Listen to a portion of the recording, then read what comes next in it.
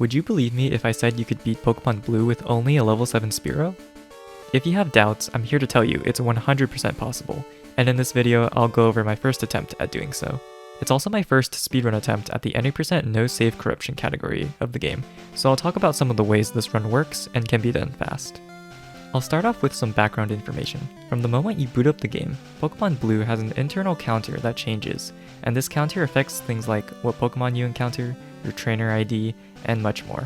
We aim to start the game at a particular moment so we can have a specific trainer ID for our Pokemon. To kick things off, we clear any pre-existing save data and perform a hard reset, i.e. turning the console on and off. When we hit this screen with dates, holding up, B, and select allows us to advance to the title screen as quickly as possible. On this screen, we continue to hold this button combination. Then, once the screen fades to white, we hold A, B, start, and select to perform a soft reset. You're on the right track if you only see the letter C appear in this text box before it fades away. We do this because it allows the counter to continue changing. This second time around, we allow the intro sequence to play out until we hit the scene with Jigglypuff and Gengar.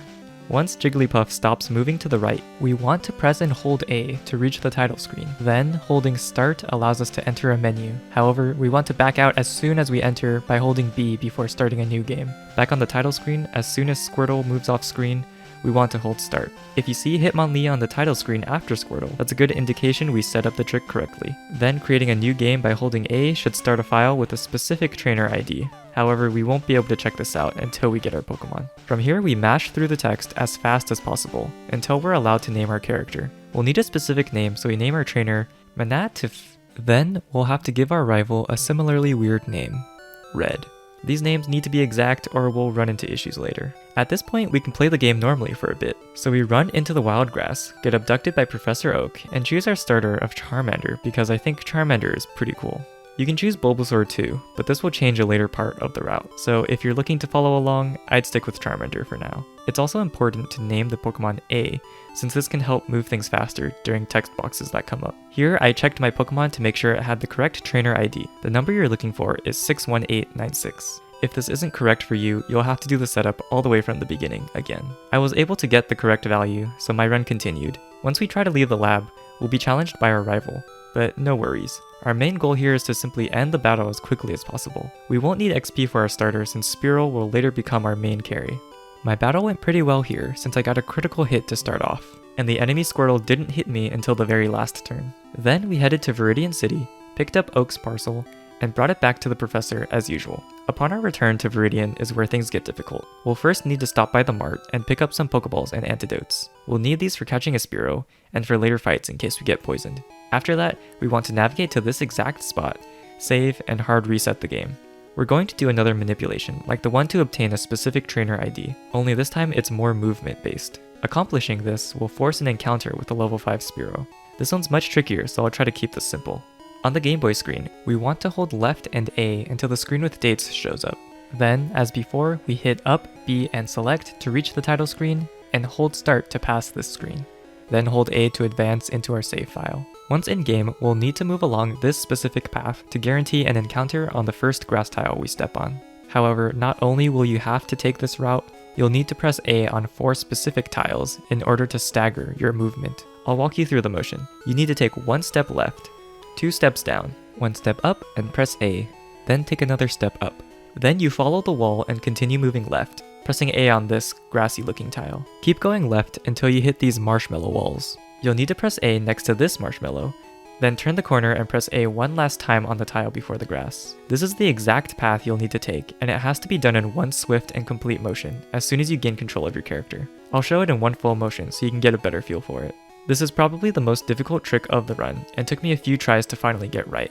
But if you mess up, simply hard reset the game, and do the corresponding inputs again to get another attempt. This is kind of like our first checkpoint of the run. Once we get the Spearow encounter, we need to catch it and name it AAA, or AAA.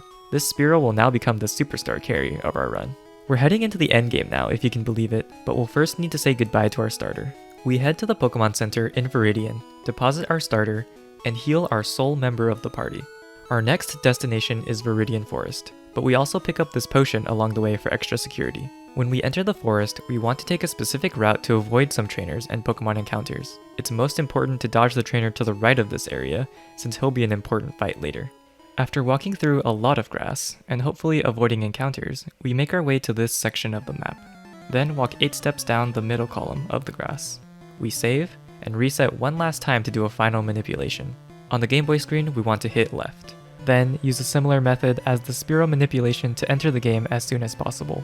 In-game, we want to take another specific route because if we do it right, we'll encounter a Pikachu in front of a trainer. This one doesn't require any A presses. It's just movement, so I find this one to be much easier. You want to walk 3 steps down, then take 1 to the left. From there, continue down until you're past this tree and head as left as possible. Then you want to go straight up until you reach the trainer, and if everything went right, you should get the encounter. Once again, if anything goes wrong, we have a safe point to try again from. In the Pikachu battle, our objective is to lose because doing so causes us to enter a trainer fight and teleport back to the center we healed at. It's kind of nice that we're super weak to electric moves, huh? It's possible to manipulate the Pikachu to also hit us with a critical hit, but I was unsuccessful in doing that. Losing the fight is the most important though. Now we head back to the forest, and immediately upon entering, we'll be challenged by the trainer that saw us. This begins a series of fights that will conclude our run. These fights are also the most important, so we try our best to win. For this fight, spamming Peck is our best strategy, but we'll need to watch our health since we're a bit underleveled. Also, getting poisoned makes the fight a bit harder, and we try not to use the antidotes because we'll be challenged by another trainer right after this one. We'll want to save that for our third fight. The second trainer that challenges us is identical to the first, so we use the tried and true Peck spam to clear them too.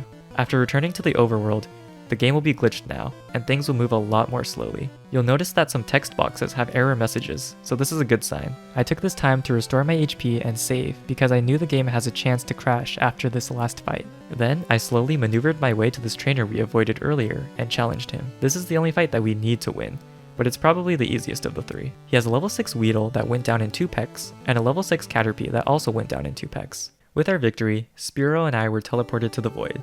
But this Void is actually the Hall of Fame. And that's it.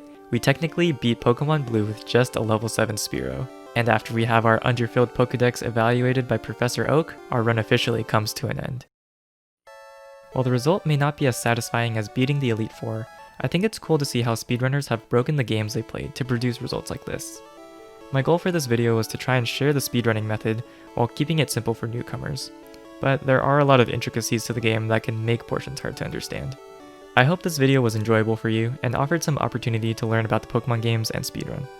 If you're interested in delving deeper into the speedrun, I'll leave some resources that I used to learn in the description below.